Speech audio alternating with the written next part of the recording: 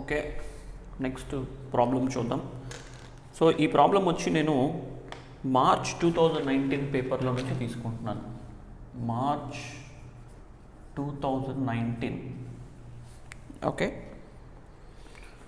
AP intermediate March 2019. Okay, question చూద్దాం.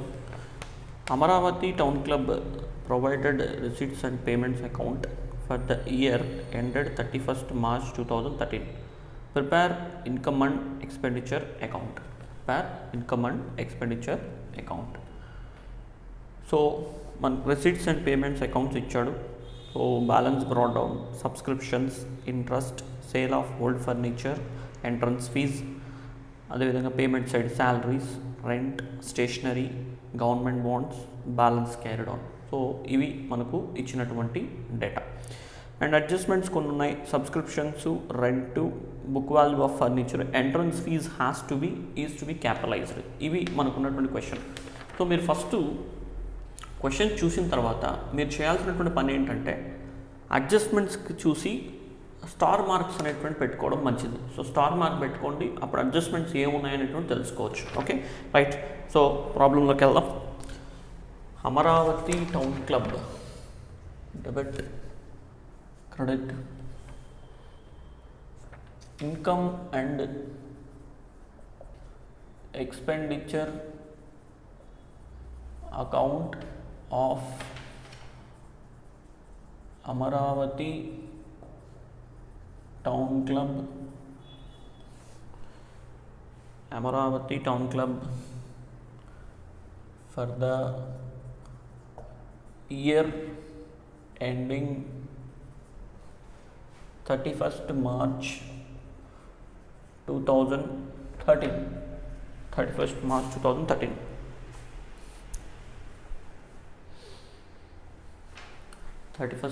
2013. Right. ముందుగా receipts వైపు బ్యాలెన్స్ బ్రాట్ డౌన్ ఉంది. ఇది మనం తీసుకోవాల్సిన అవసరం లేదు, మనకు అది ఇన్కమ్ అండ్ ఎక్స్పెండిచర్ అకౌంట్లో రాదు. సో ఎందుకంటే అది క్యాష్ బ్యాలెన్స్ అనమాట. నెక్స్ట్ సబ్స్క్రిప్షన్స్ 3,250 సబ్స్క్రిప్షన్స్ ఉన్నాయి. అడ్జస్ట్మెంట్స్లో subscriptions include 250 rupees received for last year అన్నాడు. సో ఇన్కమ్ వైపు by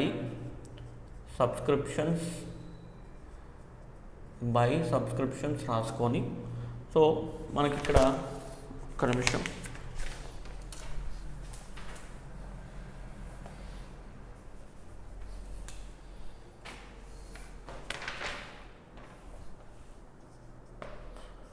right.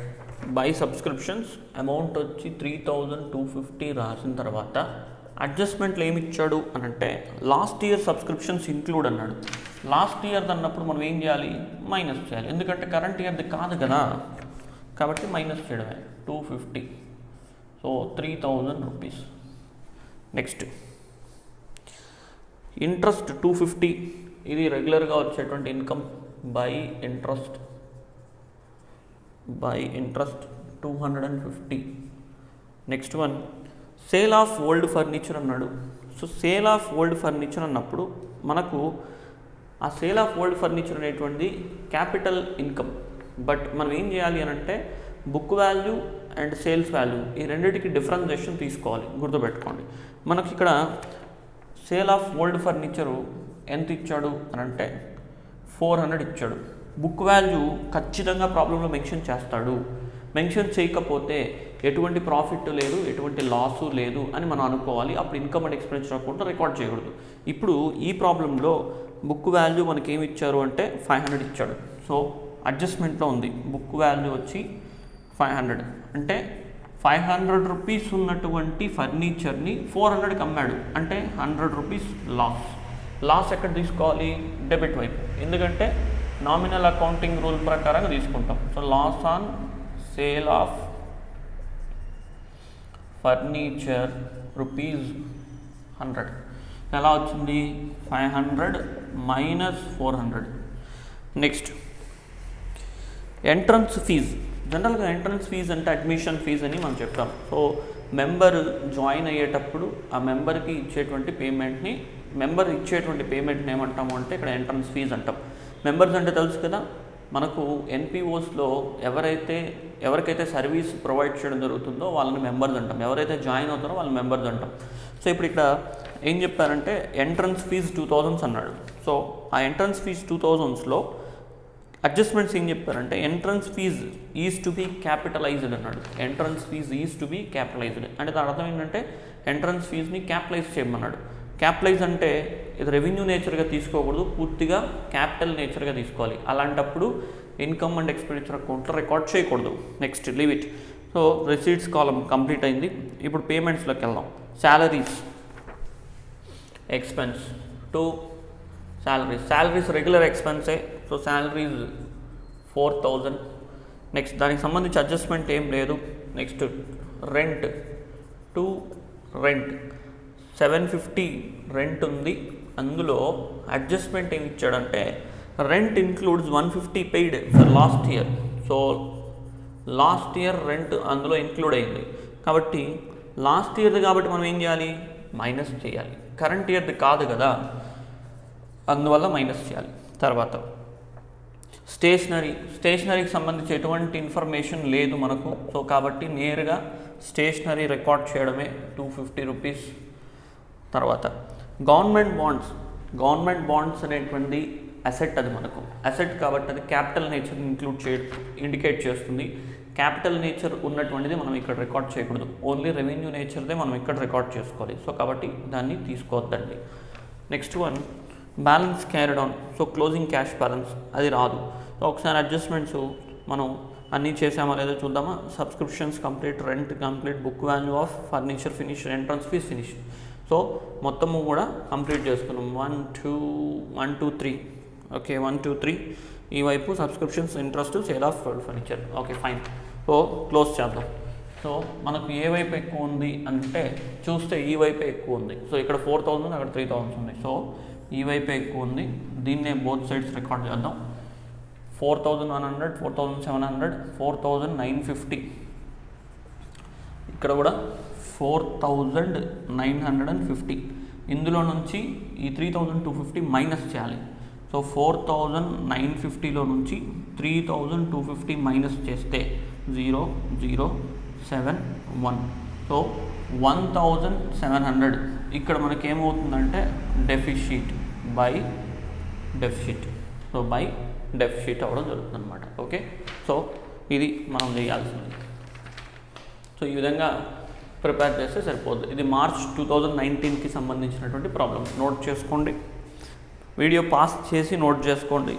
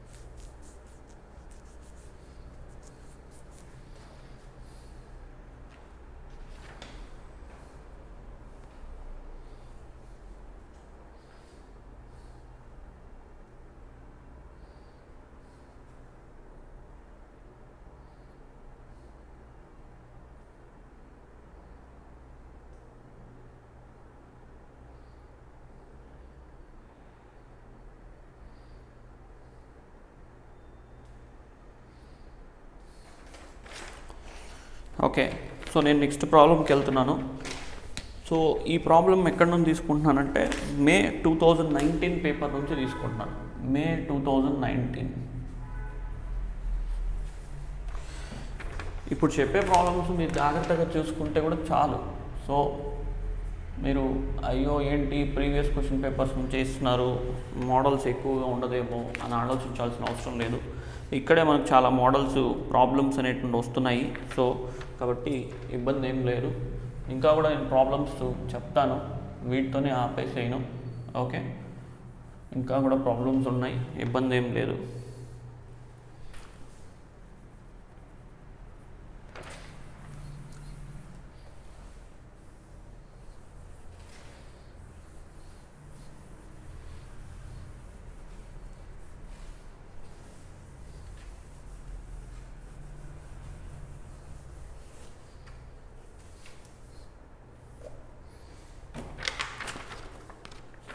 Okay, next problem ఏంటంటే from the following receipts and payments account of Vishaka Sports Club for the year ending 31st March 2018, prepare income and expenditure account.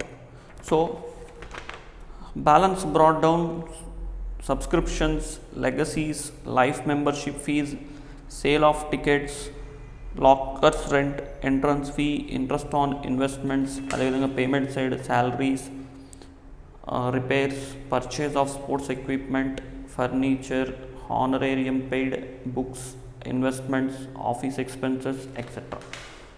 So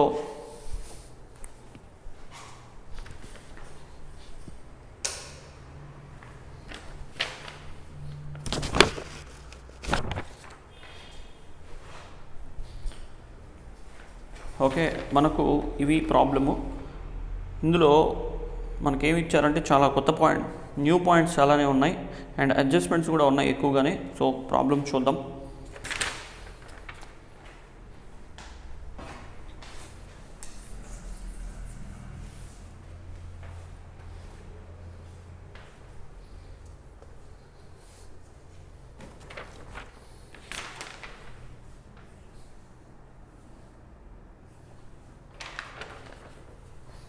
Visakha sports club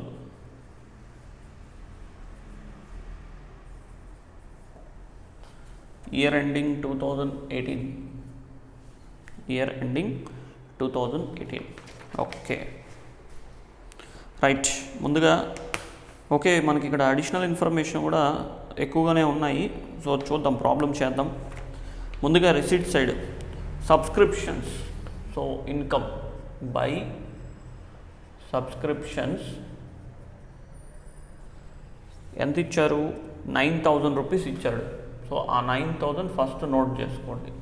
తర్వాత అందులోనే బ్రాకెట్లో ఏమి ఇచ్చాడంటే including 500 rupees for the previous year అన్నాడు. Including 500 rupees for the previous year.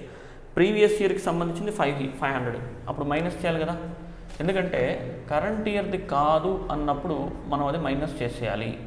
500, so 8,500. దీంతో పాటు additional ఇన్ఫర్మేషన్లో కూడా subscriptions receivable for the year 2018 1,500 ఇచ్చాడు. గుర్తుపెట్టుకోండి, మనకు అడ్జస్ట్మెంట్స్లో రిసీవబుల్స్ అవుట్ స్టాండింగు అని చెప్పి మనకు ఇయర్ మాత్రం ఇచ్చాడు. ఇయర్ ఎండింగా ఇయర్ బిగినింగ్ అనేటువంటి చెప్పలేదు అనుకోండి, అప్పుడు మీరు ఎలా ట్రీట్ చేయాలంటే అది ఇయర్ ఎండింగ్ అనే ట్రీట్ చేయాలి. సో ఇప్పుడు subscriptions receivable for the year ending 2018 అంటే మనం దాన్ని ఏం చేయాలి? కరెంట్ ఇయర్దే కదా, యాడ్ చేసుకుంటాం. So add 2018 receivable. సో ఎంత అంటే 1,500. సో మనకి ఇక్కడ 10,000 రూపీస్. నెక్స్ట్ లెగసీస్ అన్నారు. లెగసీస్ అంటే ఏంటి అని అంటే ఒక పర్సను తన యొక్క కెపాసిటీని బట్టి తన దగ్గర ఉన్నటువంటి ఆస్తిని ఒక ట్రస్టుకో లేదంటే సొసైటీకో రాసిచ్చేస్తాడు. అలా రాసిచ్చినప్పుడు ఆ రాసిచ్చినటువంటి విల్ ఏదైతే ఉంటుందో, విల్ అంటే ఆ వీలునామా ఏదైతే ఉంటుందో దాన్నే మనం ఏమంటాము అని అంటే ఇక్కడ లెగసీ అని పిలవడం జరుగుతుంది. ఈ లెగసీస్ అనేటువంటి రెగ్యులర్గా వచ్చేటువంటి ఇన్కమ్ కాదు ఎవరికి, ఎన్పిఓస్కి. అది ఎప్పుడో ఒకప్పుడు వస్తూ ఉంటుంది. అందువల్ల దీన్ని ఏం చేయాలంటే రెగ్యులర్ ఇన్కమ్ కిందకి ట్రీట్ చేయకుండా లయబిలిటీస్గా రికార్డ్ చేసుకోవాలి. సో లయబిలిటీస్గా రికార్డ్ చేసుకోవాలి. సో కాబట్టి ఇందులో రికార్డ్ చేయాల్సిన అవసరం లేదు. జాగ్రత్తగా మళ్ళీ రిపీట్ చేసి వినండి. Next life membership fee. Life membership fee కూడా మెంబర్ ఏం చేస్తారంటే ఒక్కసారిగా పే చేసేస్తాడు. సో జీవితకాలానికి ఒకసారి పే చేస్తాడు. కాబట్టి ఇది కూడా రెగ్యులర్గా రాదు. అందువల్ల మనం దీన్ని కూడా ఇన్కమ్ అండ్ ఎక్స్పెండిచర్ అకౌంట్లో రికార్డ్ చేయకుండా లయబిలిటీస్లో రికార్డ్ చేసుకోవాలంటే బ్యాలెన్స్ షీట్లో రికార్డ్ చేసుకోవాలి. తర్వాత సేల్ ఆఫ్ టికెట్స్. సో మనకి ఇది income. So sale of tickets, ఏదైనా ప్రోగ్రామ్స్ ఏదైనా కండక్ట్ చేసి ఉంటారు, ఆ ప్రోగ్రామ్స్కి సంబంధించినటువంటి టికెట్స్ సేల్స్ చేయడం వల్ల వచ్చినటువంటి income. So sale of tickets 250 rupees. Next lockers rent by lockers rent value వచ్చి 750. నెక్స్ట్ ఎంట్రన్స్ ఫీజుకి సంబంధించి జాగ్రత్తగా చూసుకోండి. ప్రీవియస్ ప్రాబ్లంలో కూడా వచ్చింది, ఇప్పుడు ఈ ప్రాబ్లంలో కూడా సేమ్. ఎంట్రన్స్ ఫీజు 500 ఉంది. మనకు అడ్జస్ట్మెంట్లో క్యాపిటలైజ్ ఎంట్రన్స్ ఫీజు అన్నాడు. క్యాపిటలైజ్ అన్నప్పుడు మనం దాన్ని ఇన్కమ్ అండ్ ఎక్స్పెండిచర్ అకౌంట్లో తీసుకోకూడదు, లీవ్ ఇట్. ఒకవేళ 50% క్యాపిటలైజ్ అన్నాడు అనుకోండి, అప్పుడు సగం రెవెన్యూ కింద తీసుకోవాలి, సగం ఎక్కడ తీసుకోవాలి అంటే బ్యాలెన్స్ షీట్కి తీసుకోవాలి. Next interest on investments. So interest on investments by interest on investment. Interest on investments విషయానికి వస్తే ఇక్కడ మనకు అడ్జస్ట్మెంట్ కూడా ఉంది. ఇంట్రెస్ట్ ఆన్ ఇన్వెస్ట్మెంట్స్ 100 ఉంది, దాంతో పాటు అక్రూడ్ ఇంట్రెస్ట్ కూడా మనకి ఇచ్చాడు. సో అక్రూడ్ ఇంట్రెస్ట్ ఎంత అంటే 100 రూపీస్, 100. సో టోటల్ వాల్యూ ఎంత అంటే 200. అక్రూడ్ ఇంట్రెస్ట్ 100 రూపీస్ యాడ్ చేసుకుంటే టోటల్ వాల్యూ ఎంత అంటే 200 అనమాట. నెక్స్ట్ సో రిసీట్స్ కాలంలో కంప్లీట్ అయిపోయింది. తర్వాత పేమెంట్ సైడ్కి వెళ్దాం. పేమెంట్స్ వైపు శాలరీస్ ఉంది. శాలరీస్కి సంబంధించి అడ్జస్ట్మెంట్ కూడా ఇచ్చాడు. So 2 salaries 700. అడ్జస్ట్మెంట్ ఏముందంటే అవుట్ స్టాండింగ్ శాలరీస్ అని ఉంది. సో అవుట్ స్టాండింగ్ శాలరీస్ ఎంత అంటే మనకు 300 రూపీస్. సో 2 యాడ్ చేసుకుంటే 1000. నెక్స్ట్ రిపేర్స్, ఇది రెగ్యులర్గా అయ్యేటువంటి ఎక్స్పెన్సెస్. సో 2 రిపేర్స్ ఎంత అంటే 300. రిపేర్స్కి రిలేటెడ్గా ఎటువంటి అడ్జస్ట్మెంట్ లేదు. So 300. Next purchase of sports equipment important. నేను క్యాలిక్యులేషన్ ఆఫ్ కన్జ్యూమబుల్ ఐటమ్స్ చెప్పేటప్పుడు స్పోర్ట్స్ ఎక్విప్మెంట్కి సంబంధించినటువంటి వర్కింగ్ నోట్ కూడా వస్తుందని అన్నాను. సో ఇప్పుడు మనకు ప్రాబ్లంలో గమనించండి, purchase of sports equipment 1000 rupees ఉంది. అండ్ అడిషనల్ ఇన్ఫర్మేషన్లో opening value of sports equipment, closing value of sports equipment ఈ 2 మనకు ఉన్నాయి. సో మనం ఇన్కమ్ అండ్ ఎక్స్పెండిచర్ అకౌంట్లోకి ఈ కన్జ్యూమబుల్ ఐటమ్స్కి సంబంధించినటువంటి వాల్యూ రికార్డ్ చేసుకోవాలనుకున్నప్పుడు మనకు ఇలాంటి వర్కింగ్ నోటు కనుక ఉందంటే, అడిషనల్ ఇన్ఫర్మేషన్లో కనుక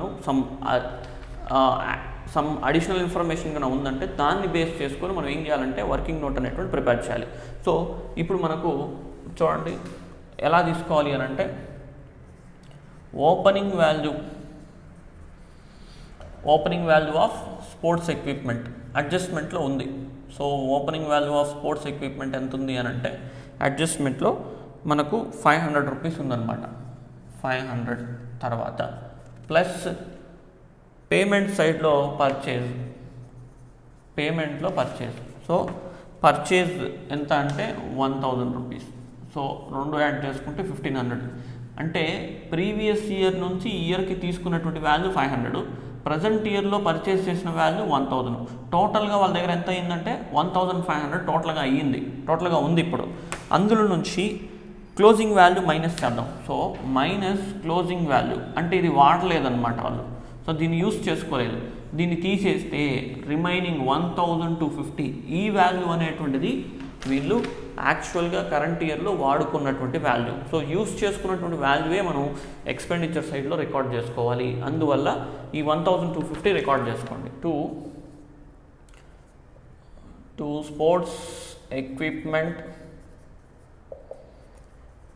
స్పోర్ట్స్ ఎక్విప్మెంట్ కన్జ్యూమ్డ్ అని రాసుకుంటూ వాల్యూ ఎంత అంటే 1250. సో ఇది as per working note number 1. So ఇది వర్కింగ్ నోట్ నెంబర్ 1గా తీసుకోండి. వర్కింగ్ నోట్ నెంబర్ 1గా ట్రీట్ చేయండి. ఓకే, వర్కింగ్ నోట్ నెంబర్ 1గా ట్రీట్ చేయండి. సో 1250.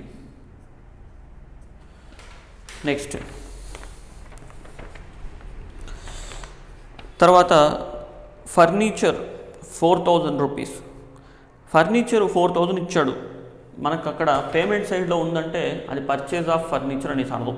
ఇప్పుడు ఫర్నిచర్ పర్చేజ్ అనేటువంటి మనం ఇక్కడ రికార్డ్ చేయాలా? చేయకూడదు. ఎందుకు? అది క్యాపిటల్ ఎక్స్పెండిచర్ కాబట్టి రికార్డ్ చేయకూడదు. మరి ఒకవేళ ఫర్నిచర్ సేల్స్ చేస్తుంటే అప్పుడు మనం బుక్ వాల్యూని సేల్స్ వాల్యూని డిఫరెన్షియేషన్ తీసుకుంటాం. ఓకే, అది మనకు తెలిసిందే. ఇంకొకవేళ మనకి ఏం చేస్తాడు, ఇంకొకసారి డిప్రిసియేషన్ క్యాలిక్యులేట్ చేయమని చెప్పి ఇస్తాడు. డిప్రిసియేషన్ క్యాలిక్యులేట్ చేయాలి అంటే మనకు ప్రాబ్లంలో డైరెక్ట్గా డిప్రిసియేషన్ వాల్యూ అన్నా ఇవ్వాలి, లేదా పర్సంటేజ్ అన్నా ఇవ్వాలి, లేదా ఇంకొక మార్గం ఏంటి అని అంటే ఫర్నిచరు క్లోజింగ్ వాల్యూ ఇస్తాడు. క్లోజింగ్ వాల్యూ ఖచ్చితంగా క్లోజింగ్ వాల్యూ ఉండాలి. సో ఫర్నిచర్ యొక్క క్లోజింగ్ వాల్యూ ఉంటే అప్పుడు దాన్ని బేస్ చేసుకొని మనం డిప్రిసియేషన్ అనేటువంటి చూపించుకోవచ్చు. ఈ ప్రాబ్లంలో ఎక్కడా కూడా క్లోజింగ్ వాల్యూ అనేటువంటి ఇవ్వలేదు. సో కాబట్టి వదిలేయడమే. ఇప్పుడు ఇక్కడ స్పోర్ట్స్ ఎక్విప్మెంట్కి క్లోజింగ్ వాల్యూ ఇచ్చాడు కదా, ఓపెనింగ్ వాల్యూ ఇవ్వకపోయినా పర్వాలేదు, క్లోజింగ్ వాల్యూ ఉంటే అట్లీస్ట్ క్లోజింగ్ వాల్యూ ఈ రెండు గాన ఉంటే, పర్చేజ్ క్లోజింగ్ వాల్యూ ఉంటే అప్పుడు మనం డిప్రిసియేషన్ వాల్యూ ఫైండ్ అవుట్ చేయొచ్చు. సో ఇక్కడ ప్రాబ్లంలో లేదు, వదిలేసేయండి. Next హానరేరియం paid.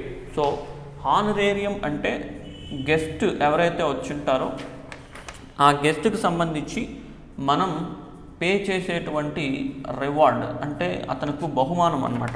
సో 2500. సో బహుమానం అంటే ఎలా ఉంటుంది అంటే గెస్ట్ వచ్చిన తర్వాత అతను ఏదో సర్వీస్ చేస్తుంటారు, ఆ సర్వీస్కి సంబంధించి మొమెంటోస్ ప్రొవైడ్ చేయడము, లేదంటే శాలువా కప్పడము, సో సమ్ అమౌంట్ అనేటువంటి ఇవ్వడం, ఇట్లాంటివి చేస్తుంటాం కదా, దాన్ని ఏమంటామంటే హానరేరియం అని పిలవడం జరుగుతుంది. So హానరేరియం paid 2500. Next one books అనేటువంటి మనకు assets.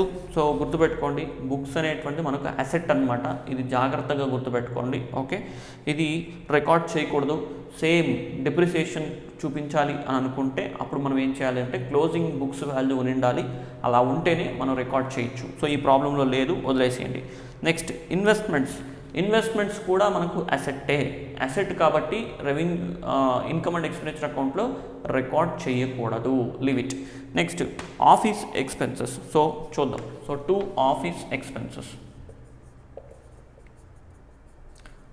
2 office expenses. So value వచ్చి 600 రూపీస్. 2 ఆఫీస్ ఎక్స్పెన్సెస్ వాల్యూ వచ్చి 600 rupees, right. Next by balance carried on. ఇక బ్యాలెన్స్ క్యారీడ్ ఆన్ రాదు, మీ అందరికి తెలిసిందే. సో అడిషనల్ ఇన్ఫర్మేషన్ ఒక్కసారి చూసేద్దాం. Outstanding salaries, opening value of sports equipment and closing values, interest accrued on investment, subscriptions receivable, capitalize entrance fee. So మొత్తము కూడా complete చేసుకుందాం. సో ఇక మనం క్లోజ్ చేద్దాం. సో వెరిఫై చేస్తే ఈ వైపే ఎక్కువగా ఉన్నట్టుంది, క్రెడిట్ వైపు. సో 11,200, డెబిట్ వైపు 1,300, 1,300, 1,250, 2,500, 600, 0, 5, 13, 16, 1, 5,650.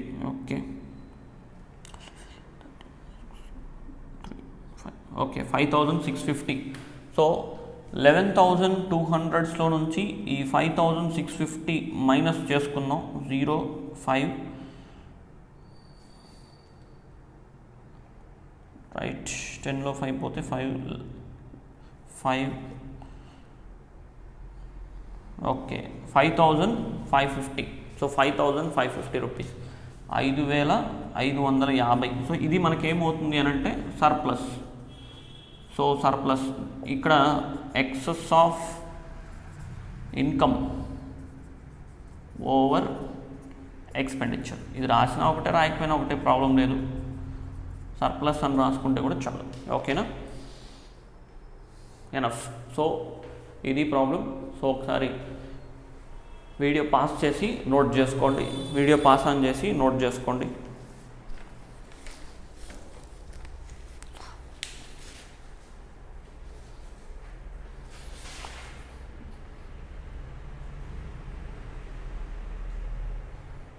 ఓకే, వీడియో పాస్ చేసి నోట్ చేసుకోండి.